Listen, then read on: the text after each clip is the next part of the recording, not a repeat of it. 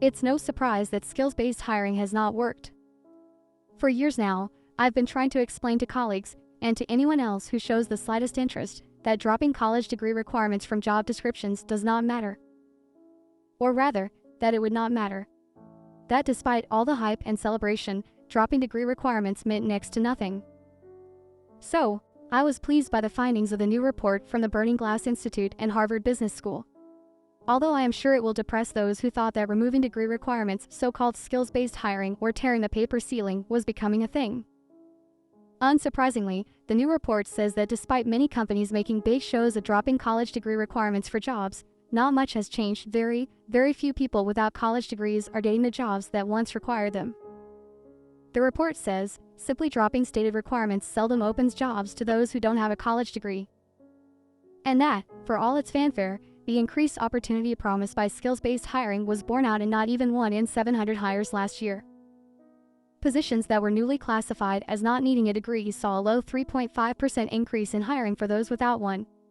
Together, the net effect is a change of only 0.14 percentage points in incremental hiring of candidates without degrees, the report found.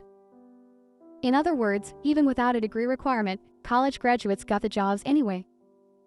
The new data is not an outlier. Many research efforts and journalism inquiries over the past several months have reached similar conclusions. Even so, this new report is remarkable in that it came from Burning Glass, an agenda-driven organization that has been advocating for the abolition of college degrees in hiring for some time, praising and promoting the short-term credentials often provided by for-profit companies. For example, even in this report, Burning Glass says college degrees were perceived as indicators of persistence, of foundational skill, and of general capability, past tense. They talk about the presumed rigor of the college experience and that requiring a college education for hiring has become increasingly difficult to justify. The point is that Burning Glass is not an unbiased research entity. So much so, that sometimes their advocacy has even been suspect. That Burning Glass has found so-called skills-based hiring to be a dud, at least as far as results go, is big. Speaking of, it's important to point out that even the name for the phenomenon, skills-based hiring, is deceptive. It presumes that people with college degrees don't have skills, that you cannot hire someone with a degree and skills, that it's one or the other. The new report also broke down the companies that made a show of dropping the degree mandate. In name only, companies were ones that announced a change but did not appear to make any changes to either their job postings or their hiring. That group composed nearly half the sample, at 45%. Backsliders were firms that, after they announced policy changes, made gains in hiring applicants without degrees but, over time, not only reverted to pre-change levels, but in some cases actually hired more job candidates with degrees than they did beforehand. Backsliders were about 20% of the sample. Some quick math shows that somewhere around 65% of the companies that announced a drop in degree requirements hired the same amount of college graduates, or more. Burning Glass does say that those without a college degree who are hired are more likely to persist in their jobs. Reducing costly turnover. For a business, that's good. Though the report does not say, it also seems at least possible that it's cheaper to have non-degree holders in positions that used to require a degree, another win for business. But the report authors do not seem to consider the major business costs of moving to skills-based hiring, such as determining what skills an applicant has. Developing and deploying good, fair, and safe tests is not easy or cheap. It may be why, as Burning Glass puts it, companies revert to relying on proxies, rather than engage in the hard work of assessing an individual candidate's strengths and skills.